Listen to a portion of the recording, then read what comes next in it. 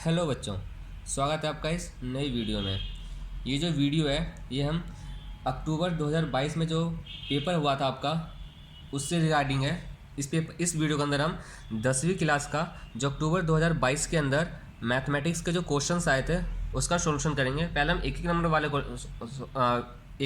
Question solve करेंगे, फिर उसके बाद 2 नंबर पे जाएंगे, फिर 4 नंबर पे जाएंगे, फिर 6 नंबर पे जाएंगे। तो ये वीडियो स्पेसिफिकली तो 1 नंबर वाले क्वेश्चन पे है। तो जो बच्चे 10वीं क्लास में है, जिनका पेपर अप्रैल में या अक्टूबर में होने वाला है, उनके लिए भी वीडियो ज़रूरी है। आप लोग देख सकते हैं कि किस टाइप का क्वेश्चन आता है और इसको आपको कैसे सॉल्व करना है।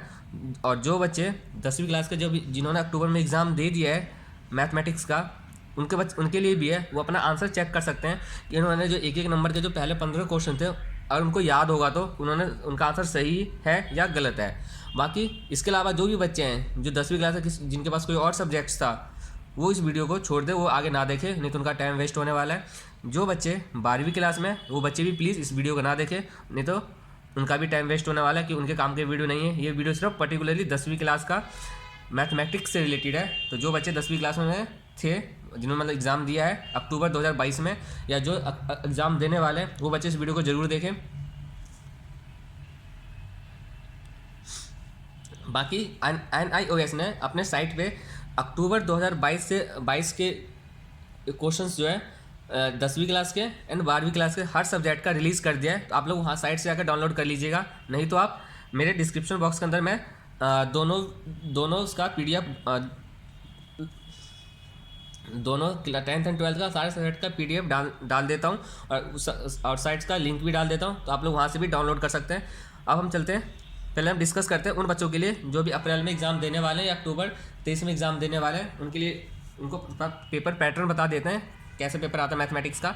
तो बच्चों, आपका मैथमेटिक्स का पेपर आता है, टोटल 2.5 घंटे का पेपर होता है, और मैक्सिमम मार्क्स जो 85 नंबर का होता है। अब बच्चे बोलेंगे सर 15 नंबर कहाँ गए, तो 15 नंबर का आपका प्रैक्टिकल होता है, तो 50 नंबर का पेपर होता है, 2.5 घंटे का टाइम होता है। अब ये जो पेपर है वो 3 सेट में बनता है, A B C 3 सेट में पेपर बनता है ये आपका।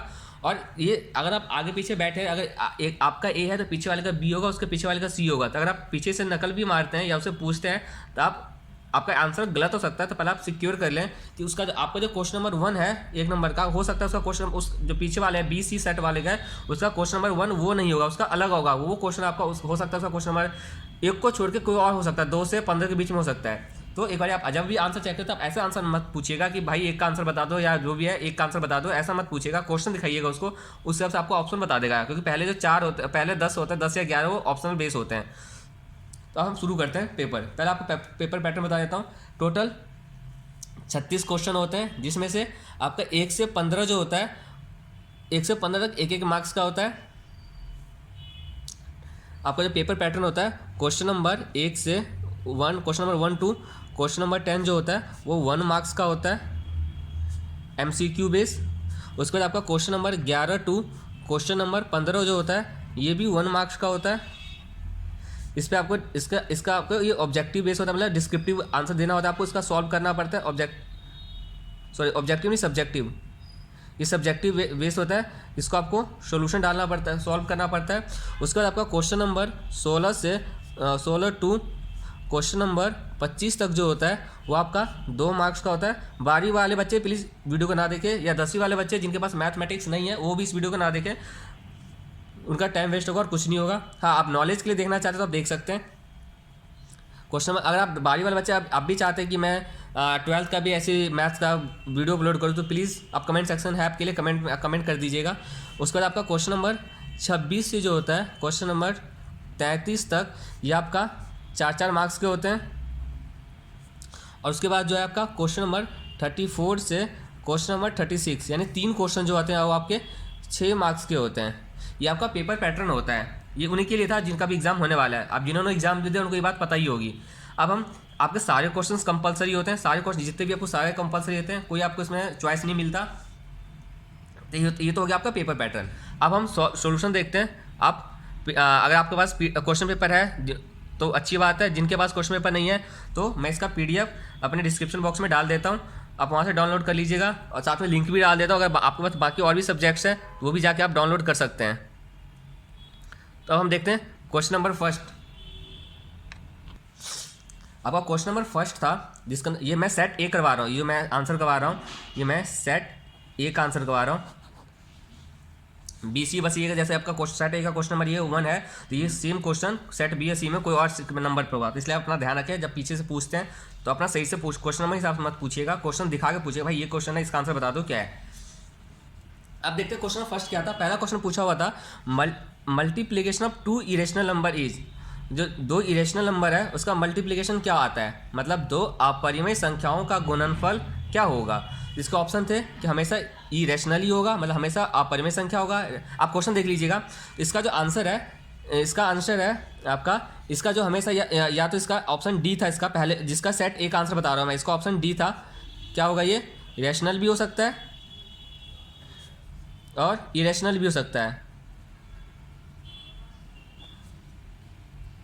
ऑप्शन डी है, हिंदी मीडियम वाले अपना देख ले। अब क्यों होता है रीजन, अब मैं इसका रीजन बता रहा हूँ, मतलब कैसे पता चलेगा, हम कैसे सॉल्व करेंगे इसको। तो अब आपको पता है इरेशनल नंबर यानी अपरिमेय संख्या क्या होता है, जैसे √2 मेरा हो गया अपरिमेय संख्या, √3 हो गया मेरा अपरिमेय संख्या, √4 हो गया मेरा अपरिमेय संख्या। नहीं, √4 नहीं होगा, क्योंकि इसका जिसका हम स्क्वायर करेंगे तो मेरा पूर्णखंड 2 आएगा, इसका सॉरी पूर्ण वर्ग मेरा 2 आएगा, स्क्वायर रूट मेरा 2 आएगा, तो इसका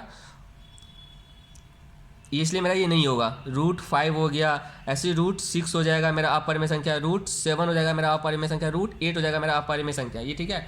अब उसने बोला है कि हमें मल्टीप्लाई करना है 2 इरेशनल नंबर का। मान लो इन दोनों को मल्टीप्लाई करते हैं तो क्या आएगा, इन दोनों हमने √2 मल्टीप्लाई √3 कर रहे हैं तो मेरा आंसर आएगा √6। क्या √6 मेरा इरेशनल नंबर है, देखो है, मतलब यस, ये तो मेरा इसका आंसर क्या हो गया, ये मेरा इरेशनल आ गया, ठीक है। अगर हम √3 को √3 से मल्टीप्लाई करेंगे तो आंसर क्या आएगा मेरा, √9। क्या हम √9 को हम सॉल्व कर सकते हैं, मेरा परफेक्ट स्क्वायर बनेगा, बन जाएगा, आंसर इज 3। मेरा ये क्या है, ये मेरा रेशनल है। तो इसलिए मेरा जब हम मल्टीप्लाई करेंगे 2 इरेशनल नंबर का, वो रेशनल भी हो सकता है और इरेशनल भी हो सकता है। तो आपका करेक्ट ऑप्शन है इस क्वेश्चन का ऑप्शन नंबर डी। अब क्वेश्चन देख लीजिएगा। अब बता दीजिए कमेंट के अंदर, आप जिस बच्चों का याद है कि आपने ऑप्शन क्या दिया था, आपका ऑप्शन सही है या नहीं है। ये आपका 1 नंबर का था। बाकी बच्चे जो देने वाले हैं वो उनको ऐसे सॉल्व करना है, पहले उनको एग्जांपल के थ्रू सॉल्व करना है। ये नहीं कि ऑप्शन एक इजी है तो कुछ भी लगा दो, अब पहले खुद एग्जांपल के सॉल्व कीजिएगा। ज़्यादातर मैं बोल रहा हूँ, ज़्यादातर बच्चों ने इसका आंसर इरेशनल नंबर ही लिखा होगा, ऑप्शन बी डाला होगा कि हमेशा, सॉरी ऑप्शन ए डाला होगा कि ऑलवेज इरेशनल होता है, नहीं इसका सही ऑप्शन था ऑप्शन डी। अब हम चलते हैं क्वेश्चन नंबर 2 पे। क्वेश्चन नंबर 2 में बोला है कि एक एपी की सीरीज है। क्वेश्चन नंबर 2 में बोला है कि in an AP the sum of first 3, मतलब हमें सम दे रखा है, सम ऑफ, ये इंग्लिश मीडियम वाले बच्चों के लिए, बट आप हिंदी में पढ़ के इसको देख सकते हैं कैसे सॉल्व करना है। जरूरी नहीं कि इसको मैं हिंदी में सॉल्व करूँ, आप समझ सकते हैं। अगर आपको चाहते हैं कि हिंदी में भी सॉल्व करूँ, मैं हिंदी में भी करवा दूंगा। सम ऑफ फर्स्ट 3 टर्म इज 18, कितना दिया हुआ, 18 दिया हुआ है, मतलब सम ऑफ फर्स्ट 3 सम का फॉर्मूला क्या होता है, S3 जो दिया हुआ है मेरा 18 दिया हुआ है, और क्या दिया हुआ है कॉमन डिफरेंस, जो कॉमन डिफरेंस हम क्या बोलते हैं डी, कॉमन डिफरेंस जो है यानी जिसको हम बोलते हैं डी, वो हमारा दिया हुआ है 4। हमें क्या निकालना है, देन एपी निकालना है, हमें अर्थमेटिकल प्रोग्रेशन निकालना है, इसको सीरीज निकालना है। कैसे निकलेगा ये आपको गिवन है। अब आप फॉर्मूला देखिए, एस एन का फॉर्मूला क्या होता है, एस एन इक्वल टू होता है n/2 2a प्लस n-1d। इसके भी 4 ऑप्शन दिए हुए हैं, तो आप ऑप्शन देख लीजिएगा, मैं आपको करेक्ट ऑप्शन बताता हूँ कैसे होगा।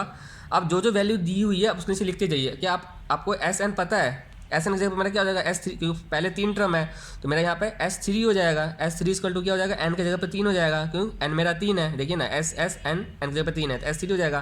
फिर बोला n/2, n कितना है मेरा 3, तो 3/2, 2 हमें a नहीं पता तो a ऐसे लिख देंगे, प्लस n हमें पता चल गया कितना है 3, तो 3 -1, d कितना है मेरा 4। ये तो आपको समझ में आ गया होगा। अब हम आगे देखते हैं। S3 की वैल्यू पता है हमें, देखो S3 की वैल्यू पता है हमें 18, तो यहाँ लिख देंगे 18 इक्वल टू 3/2 ब्रैकेट के अंदर 2a प्लस 3 में से गया 2 2d। इतना आपको आ गया होगा समझ।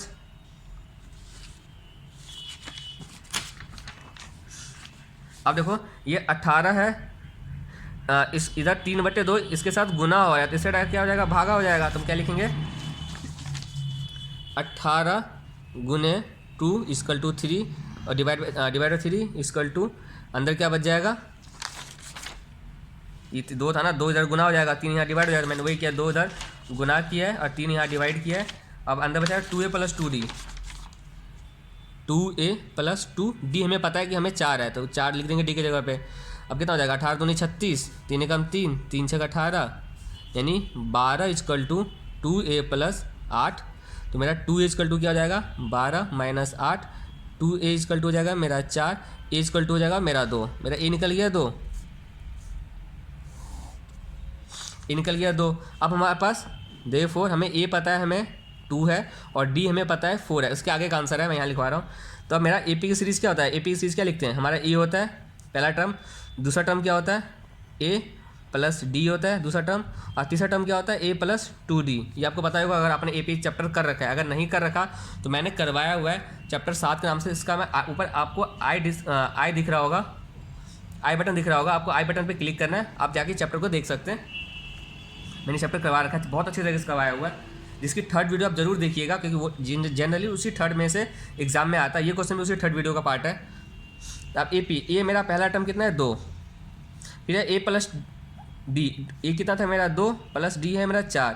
अगला क्या है a मेरा कितना है 2 + 2, d कितना है 4, ये हो जाएगा। अब देखिए 2, इसको सॉल्व करेंगे तो 6, 4 दूनी 8, 2 10। ये आपका ऑप्शन नंबर D था, आपका ऑप्शन D हो गया, करेक्ट आंसर ये है आपका। ठीक है, अब हम क्वेश्चन नंबर 3 देखते हैं। बहुत ईजी क्वेश्चन आता है 1 नंबर का, पर अब थोड़ा सा सोचना, थोड़ा सा दिमाग लगाना होता है।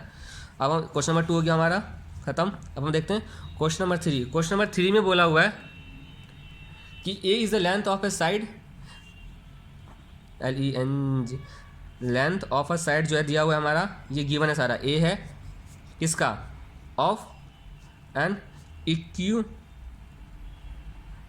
ट्रायंगल का। आप क्वेश्चन देख लीजिएगा सही से, मैं अब डायरेक्ट मैं आंसर करवाता हूँ, आप क्वेश्चन देख लीजिएगा। इसमें बोला हुआ है कि जो मेरा ए जो लेंथ है side of equilateral triangle, then length of its altitude is, altitude उसका लेंथ क्या होगा। सबसे पहले हम क्या करेंगे, एक ट्रायंगल बनाएंगे, इक्विलेटरल ट्रायंगल,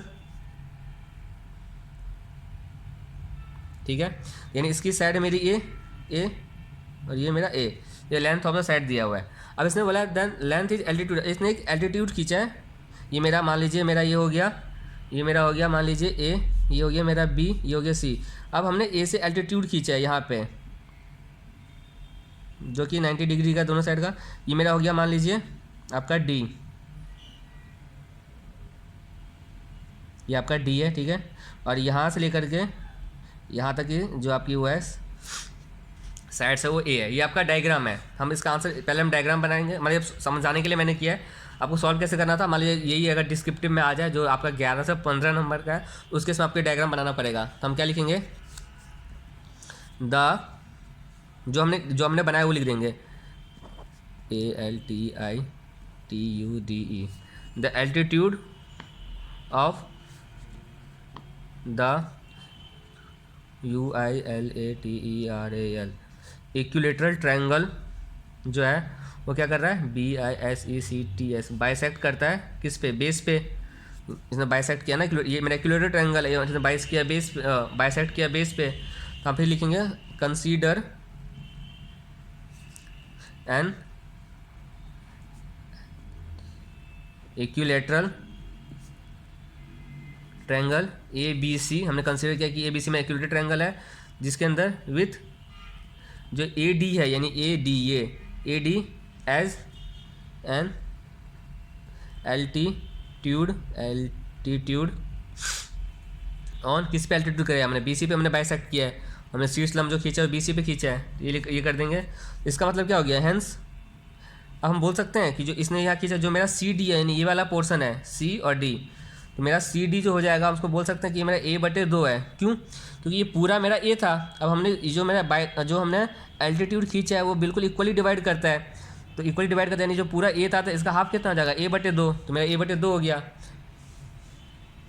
आगे फिर क्या होगा, हम ले लेंगे ट्रायंगल, कोई से एक ट्रायंगल ले लिया, मान लेते हम लेते हैं ये ट्रायंगल, हमने ये वाला ट्रायंगल ले लिया। अब इस ट्रायंगल का हमें ध्यान कंसीडर करना, बाकी भूल जाइए। हम लिखेंगे इन ट्रायंगल ACD, ठीक है। क्या क्या है, तो आपको वाला आपको पाइथागोरस का याद होगा, फॉर्मूला क्या होता है, AC² = CD² + AD²। तो हम वही लिखेंगे ए सी का square equal to C D का स्क्वायर प्लस ए डी का स्क्वायर। ये आया कहाँ से? ये आपका है P Y T H A G O R A S Pythagoras T H E O R E M, Pythagoras theorem बोलता है ये चीज़। अब जो जो वैल्यू आपको दिया हुआ है अब लिखते जाइए। अब देखिए ए सी का स्क्वायर, ए सी स्क्वायर क्या है मेरा? ए सी यानी ए है मेरा, तो यहाँ हो जाएगा ए का square equal to C D का स्क्वायर। सी डी क्या है मेरा? ये जो हमने सी डी निकाला हुआ था, तो ए बटे 2 का स्क्वायर प्लस ए डी का स्क्वायर। ए डी हमें नहीं पता, हमें ये पता है, ये पता है, ये नहीं पता हमें, हम लिख देंगे सिर्फ इसको ए डी का स्क्वायर ही रहने देंगे। अब इसको हम ऐसे लिख सकते हैं ए का स्क्वायर इक्वल टू ए का square divide by 4 plus A D का स्क्वायर। अब इसको इस साइड लेकर आ जाइए, मतलब ए डी को हम ए डी का स्क्वायर निकालना है। मेरा ए डी का स्क्वायर इक्वल टू क्या हो जाएगा? ए स्क्वायर डिवाइड बाई 4, इधर प्लस में से आएगा माइनस में हो जाएगा माइनस ए स्क्वायर, नीचे हम मान लेंगे 1। इसको आप सॉल्व कीजिएगा तो इसका एलसीएम आ जाएगा 4 ए स्क्वायर माइनस 4 ए स्क्वायर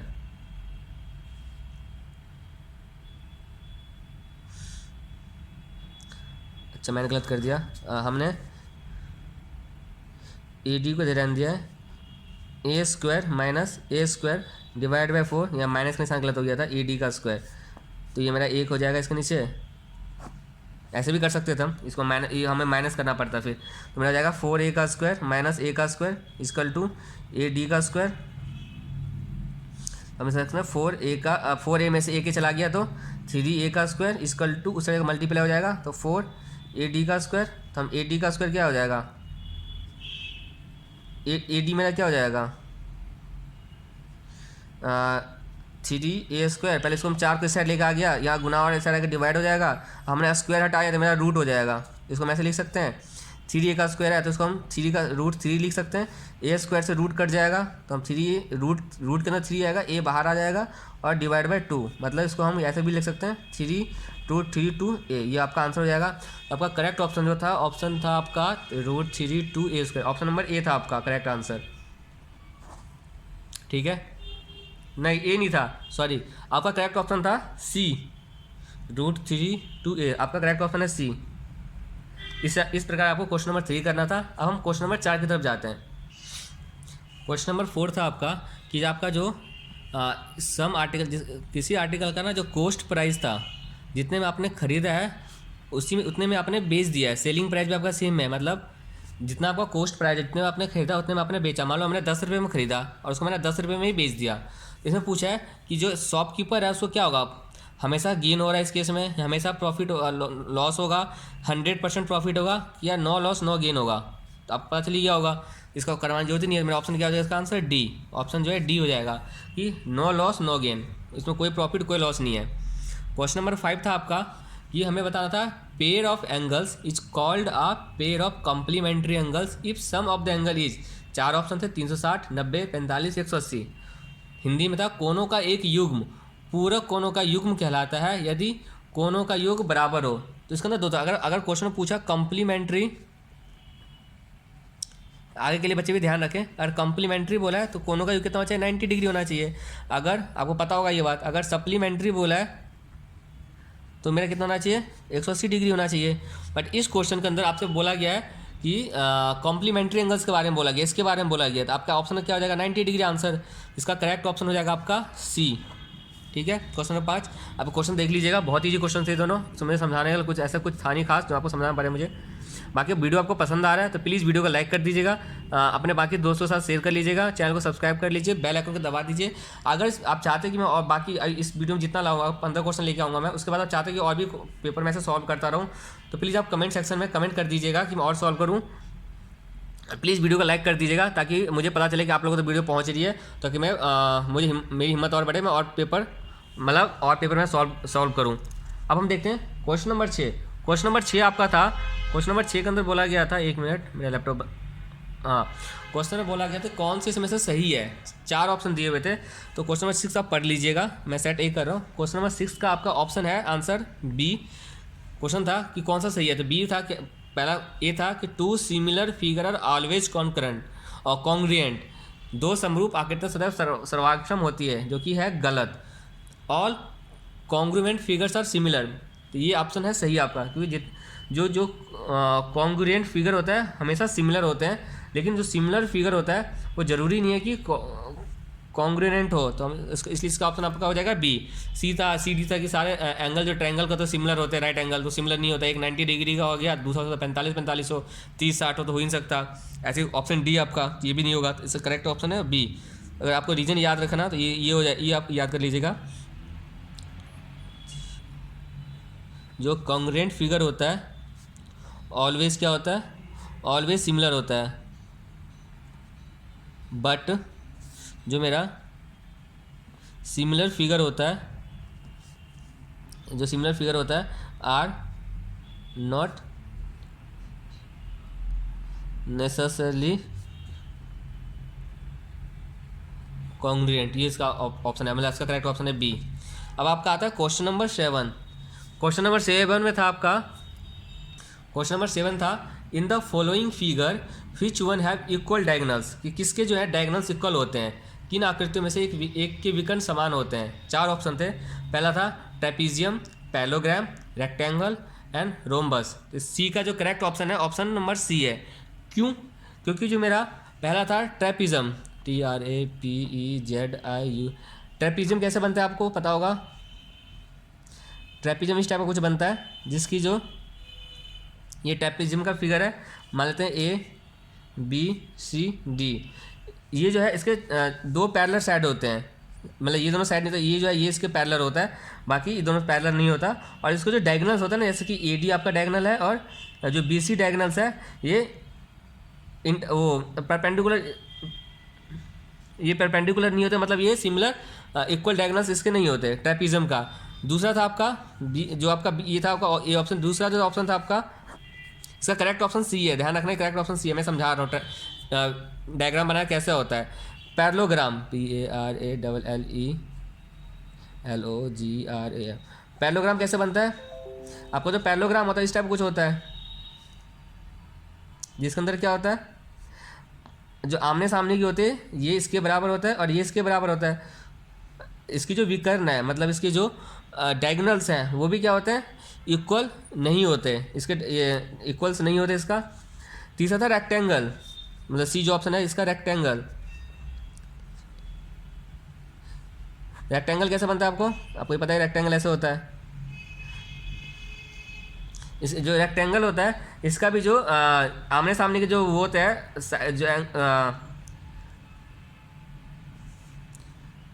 जो इसके आमने सामने जो साइड्स होते हैं, ये लेंथ जो इसकी लेंथ जो है इसकी इक्वल होगी, इसकी लेंथ इसकी इक्वल होगी, और ये सारे जो है 90 डिग्री का होता है बिल्कुल, क्योंकि ये बिल्कुल स्ट्रेट होता है। और ये जो इनका जो बीच का जो डायगोनल्स होते हैं वही मेरे इक्वल होते हैं, तो इसलिए मेरा करेक्ट ऑप्शन हो गया सी। समचतुर्भुज का भी ऐसी है, मतलब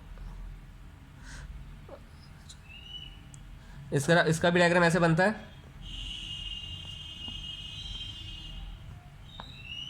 इसके दोनों आपका हो गया ये डायगोनल्स जो कि इक्वल नहीं होते हैं, ठीक है, इसलिए इसका करेक्ट ऑप्शन हो गया सी आपका। क्वेश्चन नंबर 8, क्वेश्चन नंबर 8 में क्या बोला है, if the perimeter of close semi circle is 36 centimetre. तो मेरा पेरीमीटर दिया हुआ है, पेरीमीटर कितना मेरा सेमी क्लोज 36 सेंटीमीटर, और हमें क्या निकालना है, रेडियस फाइंड करना है, ठीक है। इसका कैसे होगा, तो पेरीमीटर का फॉर्मूला पता है आपको, मतलब किसका perimeter, perimeter of semi circle का, ऑफ अ क्लोज्ड। इसका फॉर्मूला क्या होता है, इसका जो फॉर्मूला होता है, इसका फॉर्मूला होता है पाई r + 2r, ये फॉर्मूला होता है। अब आपको perimeter of close semi circle दिया हुआ है 36 सेंटीमीटर, तो हम लिख देंगे 36 सेंटीमीटर इक्वल टू, इसमें देखिए अब r कॉमन ले लेंगे तो क्या अंदर क्या बच जाएगा, पाई + 2 ये बच जाएगा। अब इसकी वैल्यू रख दीजिए आप, 36 सेंटीमीटर इक्वल टू r हमें निकालना है। पाई की वैल्यू कितनी होती है, 22/7 + 2 ये होता है, इसको आप सॉल्व कर लीजिएगा। 36 सेंटीमीटर इक्वल टू r, इसको सॉल्व करेंगे तो नीचे आ जाएगा 7, नीचे 1, 22 + 14, 36 सेंटीमीटर इक्वल टू r, 22 × 26 = 36/7। अब r इक्वल टू क्या हो जाएगा, इधर ये गुना और ऐसे क्या होगा, मल्टीप्लाई हो जाएगा, 36 इसके साथ गुना हो जाएगा और ये डिवाइड हो जाएगा, डिवाइड 36। अब 36 से 36 कट गया तो r इक्वल टू कितना आ गया, 7 सेंटीमीटर। तो इसका आपका करेक्ट ऑप्शन था ऑप्शन बी, ये आपका करेक्ट ऑप्शन था। क्वेश्चन नंबर 8 आ गया। अब हम क्वेश्चन नंबर 9 करते हैं। क्वेश्चन नंबर 9, अब क्वेश्चन पे देख लीजिएगा, एक डायग्राम बना हुआ है जिसके अंदर आपको एंगल ए ओ बी दे रखा है 125 डिग्री, और आपको निकालना था एंगल सी ओ डी निकालना था, ये हमें निकालना है। आप डायग्राम एक बार देख लीजिएगा। इसके अंदर ये कैसे होगा, आपको पता होगा कि जो मेरा क्योंकि जो डायग्राम बना हुआ है इसके अंदर आपको जो ए बी सी डी दिख रहा होगा, ए बी सी डी, वो ए बी सी डी मेरा क्या है, quadrilateral coordinator circumscribing of the circle है, जिसकी जो इनका योग जो होता है अपोजिट एंगल का वो 180 डिग्री का होता है। तो इसको हम ऐसे लिख सकते हैं, angle A O B plus angle C O D हमारा होता है 180 डिग्री। तो मेरा ये हमें पता है 125 degree, plus angle C O D equal to हो जाएगा 180 डिग्री।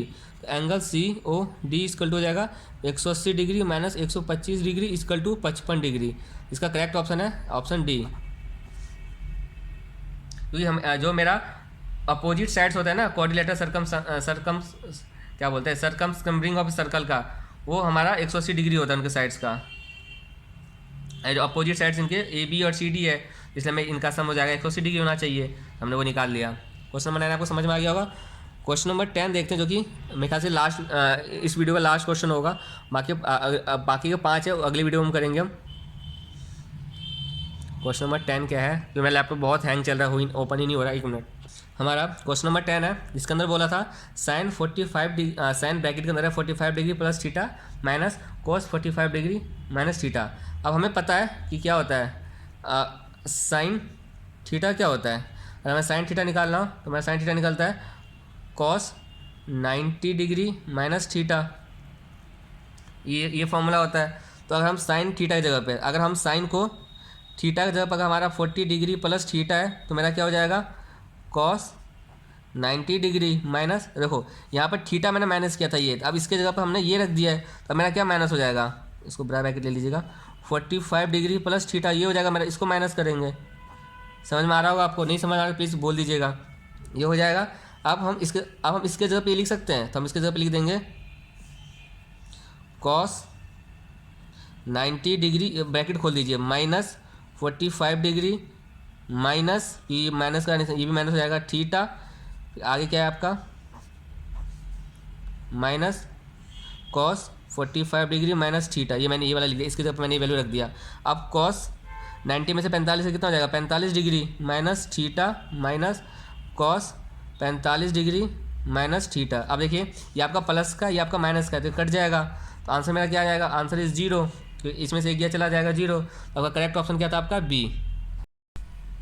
अब हमारा क्वेश्चन नंबर 11 से क्वेश्चन नंबर 15 जो कि एक मार्क्स का है, और ये एमसीक्यू बेस नहीं है, इसको आपको सॉल्व करना होगा। तो चलिए हम देखते हैं कैसे सॉल्व होगा ये।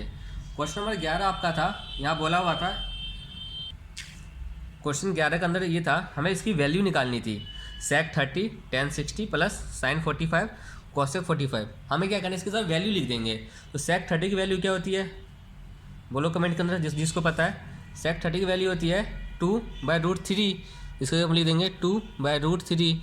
ऐसी tan 60 की वैल्यू क्या होती है √3 लिख देंगे, प्लस साइन 45 की वैल्यू क्या होती है 1/√2 और कॉसेक की √2। अब देखो √3 से √3 कट जाएगा, √2 से √2 कट जाएगा, इधर क्या रह गया 2, फिर प्लस इधर क्या रह गया 1, आपका आंसर आ गया 3। ये आपका हो गया क्वेश्चन नंबर 11 का आंसर। क्वेश्चन नंबर 12 क्या था आपका, क्वेश्चन नंबर 12 था हमें distance find if the distance between the point, 2 point दिया हुआ है 2 -2 एंड -1 x = 5, मतलब ये डिस्टेंस दिया हुआ है, डिस्टेंस बिटवीन 2 पॉइंट्स जो है इन दोनों पॉइंट्स के बीच का डिस्टेंस 5 है। तो हमें वैल्यू निकालना था, अब बुक क्वेश्चन देख लीजिएगा, वैल्यू निकालना था x का। तो अगर आपको पता होगा डिस्टेंस का फॉर्मूला क्या होता है, अगर हमें डिस्टेंस निकालना होता है, डिस्टेंस बिटवीन, अगर मान लेते हैं हम x1 y1 and x2 y2, अगर इनके बीच का डिस्टेंस निकालना होता है तो उसका फॉर्मूला क्या होता है, x2 माइनस x1 का square plus y2 minus y1 का स्क्वायर, ये फॉर्मूला होता है। अगर आपने पढ़ रखा होगा चैप्टर तो आपको पता है। तो हमें क्या, हमें डिस्टेंस निकालना है, तो डिस्टेंस बिटवीन किसके बीच का 2 -2 एंड -1 x, इनके बीच का डिस्टेंस निकालना है, तो अब इस वैल्यू पर फॉर्मूले पर पुट कर दीजिए। x2 मेरा ये था, x2 माइनस x1, यानी हमने इसको में से इसको घटाया, यानी हम -1 में से -2 को घटाएंगे, तो -1 में से घटाएंगे -2 को, फिर इसका स्क्वायर प्लस ऐसी y2 माइनस y1, मेरा y2 क्या था ये, इसमें से हमने इसको घटाया, मतलब हमने x में से -2 को घटाएंगे, तो मेरा क्या हो जाएगा x माइनस इसको घटाना -2 को, तो -2, ठीक है, फिर इसका स्क्वायर हो जाएगा। ये आपको समझ में आ गया होगा। और इसको सॉल्व कर लीजिए, तो सॉल्व करेंगे तो क्या हो जाएगा -1 -2 क्या हो जाएगा -3 का स्क्वायर प्लस ये हो जाएगा x minus plus x plus 2 का स्क्वायर, ठीक है। अब ये डिस्टेंस इनका ये था डिस्टेंस बिटवीन इसके बीच का, तो हमें इसके बीच का डिस्टेंस दिया हुआ 5, तो हम इसके नीचे लिख देंगे डिस्टेंस बिटवीन इसके नीचे हो जाएगा 5, मतलब हमारा 5 बराबर है इसके, क्योंकि डिस्टेंस दोनों का दिया हुआ था ना कि इन दोनों के बीच का डिस्टेंस 5 है, तो हम ये वही हमने निकाला डिस्टेंस बिटवीन इक्वल टू, ये फॉर्मूला हो गया, इसका डिस्टेंस मेरा 5 दे रखा है, बाकी फॉर्मूला। अब इसको सॉल्व करेंगे तो क्या हो जाएगा 5 ऐसे ही रहने देंगे, रूट के अंदर क्या हो जाएगा 3 के रूट के अंदर क्या हो जाएगा -3 का स्क्वायर कर देंगे, 3 3 9 प्लस, अब ये फॉर्मूला बन गया आपका a प्लस बी का स्क्वायर, तो ये क्या हो जाएगा a का स्क्वायर प्लस b का स्क्वायर प्लस 2ab, ये हो जाएगा। ये कहाँ से आया, ये आपका आया था a प्लस बी का स्क्वायर, फॉर्मूला क्या होता है a square plus b square plus 2ab, ये आपका फॉर्मूला होता है, इसके बेस पे आ गया। अब आपका हो जाएगा 5, इसको सॉल्व करेंगे क्या हो जाएगा 9 plus x square plus 4 plus 2 दूनी 4x, ये हो जाएगा। अब हम क्या करेंगे पहले हम इसको लिख दे 5, अब देखो 9 प्लस 4 13 प्लस x का स्क्वायर प्लस 4x, ये हो गया। अब हम क्या कर देंगे स्क्वायरिंग कर देंगे both side, squaring both side, दोनों साइड स्क्वायर कर देंगे तो कितना हो जाएगा 5 का स्क्वायर, इसको हम ऐसे लिख सकते हैं x square plus 4x plus 13, इसका स्क्वायर कर देंगे, इससे क्या होगा, इसे हो जाएगा 25 और ये स्क्वायर से आपका रूट कट जाएगा, तो इसका टू क्या जाएगा x square plus 4x plus 13, तो मेरा क्या हो जाएगा x square plus 4x plus 13 minus कुछ साइड से जाएगा -25 इक्वल टू 0, तो x स्क्वायर प्लस 4x, इसको जब माइनस करेंगे तो आपका आएगा -25 में 13 गया 12, तो -12 इक्वल टू 0। अब हमें क्या करना है फैक्टर करना है, तो फैक्टर करना आपको आता होगा कि हमें इस 4x को ऐसे तोड़ना है कि जब इसका हम प्लस या माइनस करें तो मेरा 4x आ जाना चाहिए, अगर उसको उस फैक्ट जो हमने उसको तोड़ा है उसको गुना करें तो इन दोनों को गुना के बराबर आना चाहिए। अगर हम इसको एक्स स्क्वायर प्लस हम कैसे लाएंगे, अगर हम इसको 12 भी लाना है हमें 4 भी लाना है, तो अगर हम अब साथ में 12 माइनस का लाना है तो एक्स स्क्वायर प्लस 4x, अगर इसको हम प्लस का 6x ले लें माइनस का 2x ले लें -12 इक्वल टू 0। अब देखो इन दोनों को पहले इन दोनों से घटाते हैं, 6 में से मैंने इसको तोड़ा है तो 6 में से 2 गया 4, इसके बराबर आ गया। और मैंने क्या बोला इन दोनों का मल्टीप्लाई इसके मल्टीप्लाई के बराबर आना चाहिए, इन दोनों का मल्टीप्लाई करेंगे कितना होगा 12 स्क्वायर माइनस का, इन दोनों को मल्टीप्लाई करेंगे तो क्या हो जाएगा 6 दूनी 12 एक्स स्क्वायर, ये भी माइनस का आ जाएगा, तो यानी हमारा सही फैक्टर बन गया। अब देखो इसमें से हम कॉमन लेंगे और इसमें से भी कॉमन लेंगे, इसमें से कॉमन लेंगे क्या है एक्स कॉमन आ जाएगा, इधर क्या बच गया एक्स प्लस 6, यहाँ से हम क्या कॉमन लेंगे -2 कॉमन आ जाएगा, इधर क्या बच जाएगा -2 चला गया, इधर एक्स बच गया और ये माइनस से निशान चेंज हो जाएगा, 2 6 12 6 बच जाएगा जो कि इक्वल टू 0। अब आप इसमें से क्या कॉमन लेंगे x प्लस 6 कॉमन ले लीजिए, तो x प्लस 6 हमने कॉमन ले लिया तो इसमें से क्या बच गया x और इसमें से बच गया -2 इक्वल टू 0, x बराबर आ जाएगा आपका -6 और एंड 2, ये आपका आंसर हो गया। ऐसे इसको सॉल्व करना था आपको, क्योंकि x प्लस 6 इक्वल टू 0, मतलब अगर मैं और डिटेल लेके जाऊँ आपको तो x plus 6 equal to 0 and x minus 2 equal to 0, तो x equal to -6 and x equal to 2, तो मेरा x इक्वल टू क्या जाएगा -6 एंड 2, ये आपका आंसर हो गया। ठीक है, ये आपका था क्वेश्चन नंबर 12। अब हम करते हैं क्वेश्चन नंबर 13। क्वेश्चन नंबर 13 क्या था, क्वेश्चन नंबर 13 के अंदर हमें दिया हुआ है if a/b plus b/a equal to 1 then हमें वैल्यू निकालना है, find the value a3 plus b3, a3 plus b3, ये इसकी हमें वैल्यू निकालनी है। तो कैसे निकलेगा, अब इसको लिखिए a, ये सॉल्यूशन है आपका a/b plus b/a equal to 1, इसका आप एलसीएम लीजिए, मतलब इसको जोड़ दीजिए आप, तो एलसीएम क्या हो जाएगा ab आ जाएगा, तो 20 b कट गया a स्क्वायर प्लस a से कट गया तो b स्क्वायर इक्वल टू 1, ये आपको आता है वैसे मैं डिटेल नहीं करवा रहा हूँ, a square plus b square equal to ab, ये हो गया। इसको हम ऐसे लिख सकते हैं ए स्क्वायर प्लस बी स्क्वायर, इधर प्लस में इस साइड आएगा माइनस हो जाएगा, माइनस ए बी, उधर क्या बच गया मेरा 0। ये मेरा हो गया इक्वेशन फर्स्ट। इतना आपको समझ आ गया होगा, इतना तो कुछ नहीं था इसमें, बहुत ईजी था। इसको हमने जोड़ दिया, जैसे हम जोड़ते हैं, हमने जोड़ने एलसीएम लेते हैं, फिर मल्टीप्लाई डिवाइड करते हैं, डिवाइड करके जो आता है उसको मल्टीप्लाई करते हैं तो हमारा ये आ जाएगा इक्वेशन बनेगा। इसको हम इस साइड लेके आ जाएंगे, बराबर के साइड प्लस में है, इस साइड आ जाएगा तो माइनस हो जाएगा, इक्वल टू 0 हो जाएगा। अब हमारा क्या था, A3 प्लस B3, इसका फॉर्मूला आपको पता है। अगर इस A3 प्लस B3 को हम अगर हम ओपन करेंगे, मतलब इसको हम खोलेंगे तो मेरा फॉर्मूला क्या बन जाएगा, इसका फॉर्मूला होता है A plus B A square plus B square minus A B. इसका ये होता है इसकी value A plus A3 A cube plus B cube का, ठीक है। अब equal to A plus B रहने देंगे। अब A square plus B square minus A B, इसकी वैल्यू पता है आपको, देखो A square plus B square minus A B, इसकी वैल्यू किसके बराबर है, 0 के। इसको हम 0 लिख सकते हैं, हम यहाँ लिख देंगे फ्रॉम इक्वेशन फर्स्ट, ठीक है।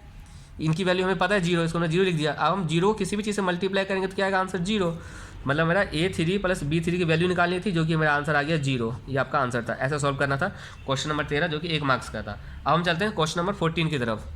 ये आपका था क्वेश्चन नंबर 14, जिसके अंदर हमें रेशनलाइज करना था डिनोमिनेटर का, मतलब हर परिमेयकरण करना था।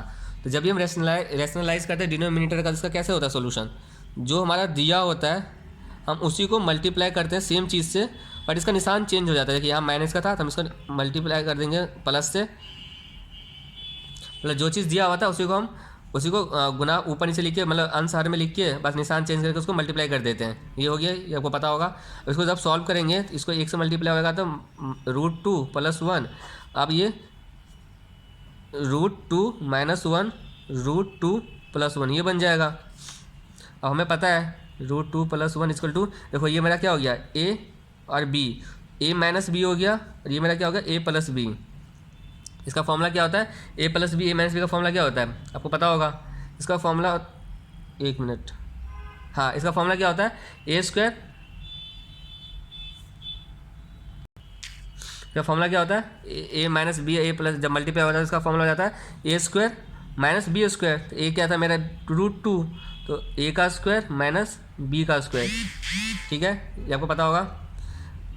अब √2 + 1 डिवाइड बाई, जब √2 का स्क्वायर करेंगे तो क्या बन जाएगा, √2 है तो इसका 2 बच जाएगा, -1, तो √2 + 1 डिवाइड बाई 1, तो √2 + 1 ये आपका आंसर हो जाएगा। ये वाला फॉर्मूला बन गया ना मेरा। a minus B, a plus B का फॉर्मूला क्या होता है, a minus B, a plus B का फॉर्मूला क्या होता है, a का स्क्वायर माइनस b का स्क्वायर, ये फॉर्मूला होता है। मैंने वही फॉर्मूला इसके जगह पर यहाँ वैल्यू रख दिया। यह था आपको क्वेश्चन नंबर 14। इस वीडियो का लास्ट क्वेश्चन होगा क्वेश्चन नंबर 15, जो कि एक नंबर का लास्ट क्वेश्चन है ये। इसके बाद सारे आपको 2 नंबर का स्टार्ट हो जाएगा। इसमें क्या बोला हुआ है, if a principal gets double in 8 years on simple interest तो find the rate of interest. हमें रेट ऑफ इंटरेस्ट निकालना है। अगर प्रिंसिपल जो था 8 साल के अंदर डबल हो जाता है तो हम मान लेंगे लेट बी द प्रिंसिपल, हम प्रिंसिपल को मान लेंगे कि मेरा क्या हो जाएगा P, या हम बोल सकते जितना मैंने इन्वेस्ट किया है मेरा हो जाएगा P, जो मेरा प्रिंसिपल इंटरेस्ट था। और रेट ऑफ इंटरेस्ट को हम मान लेंगे, रेट ऑफ इंटरेस्ट जो होगा मेरा, हमने मान लिया उसको R। इतना समझ में आ गया होगा। अब हमें इसने क्या बोला, 8 साल के अंदर डबल हो जाता है, मतलब इन 8 ईयर्स जो मेरा इन्वेस्टेड अमाउंट था, इन्वेस्टमेंट अमाउंट वो क्या हो जाता है, डबल हो जाता है। इन्वेस्टमेंट अमाउंट जो है यानी प्रिंसिपल अमाउंट, इसको आप प्रिंसिपल अमाउंट भी लिख सकते हैं। प्रिंसिपल अमाउंट जो है वो गेट डबल्ड हो जाता है। डबल्ड मतलब, डबल की स्पेलिंग गलत हो गया, डबल हो जाता है मतलब जितना मैंने पैसा लगाया वो में डबल हो गया। तो कितना हो जाएगा, हमने पैसा लगाया था P, तो डबल मतलब 2P हो गया, कितना हो गया। अब इसने क्या बोला, 8 साल बाद, मतलब जो हमने इंटरेस्ट इन्वेस्ट किया था, तो यानी डबल का जो मैंने डबल कैसे बना होगा, ये तो मेरा प्रिंसिपल अमाउंट होगा जो मैंने पैसा इन्वेस्ट किया था, ये प्रिंसिपल जो मैंने इन्वेस्ट किया था पैसा, प्लस इस पर मुझे सिंपल इंटरेस्ट मतलब ब्याज मिला होगा मुझे। ये दोनों मिला के मेरा डबल हुआ है ना, क्योंकि प्रिंसिपल तो इसमें इंटरेस्ट ही मिलता है, तो मेरा डबल के बराबर है।